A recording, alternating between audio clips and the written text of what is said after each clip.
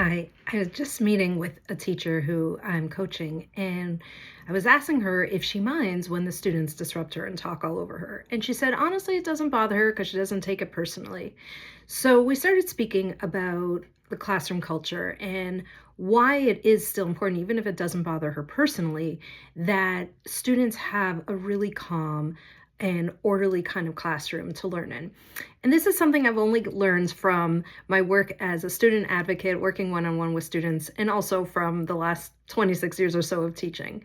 And the thing that always amazes me is that when students really are honest and they can let down their defenses, they actually admit to me that they want the teacher to be in control. For two reasons. For the weaker students, they've told me because they can't learn well when there's so much noise and they're really distracted and it's really hard for them to focus. And for the stronger kids, they've admitted to me that when the teacher's not in control, they don't actually feel safe because it means that they have more power than the teacher. And they're really too young, even if they're in high school, to have that level of power. And I want to illustrate this with a few stories that are going to show my vulnerability as an educator and mistakes I've made over the years. So hopefully if you're an educator or parent, you won't make these mistakes because you'll learn from mine. So the first story is about an 8th grade class of girls that I taught many, many years ago. And they were really, really unruly. Their behavior was really inappropriate, and I was not able to manage their behavior well. One day, a student, unbeknownst to me, filmed my class and went home to play to her mother.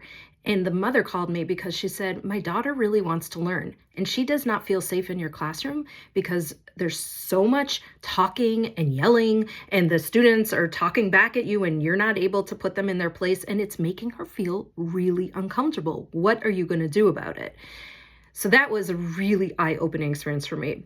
Fast forward a few years later, and after I had got these kids under my control, 2 years later, they all slowly but surely came over to me and said something along the lines of, we're really sorry how we behaved and we really appreciate you as a teacher and we're sorry for what we did.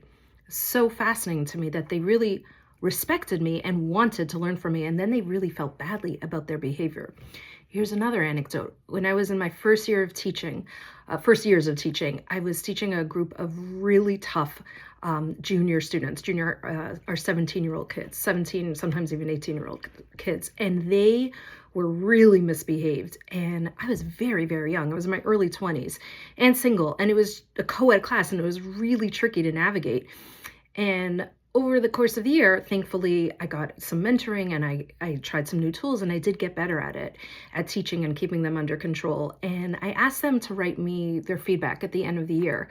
And I was amazed. I had one student who wrote me something along these lines. She said, you were really bad at the beginning. I love the honesty of kids. But I really appreciate how you didn't give up on us. Thank you for not giving up on us and getting us under control. And these stories to me just illustrate the same thing over and over again.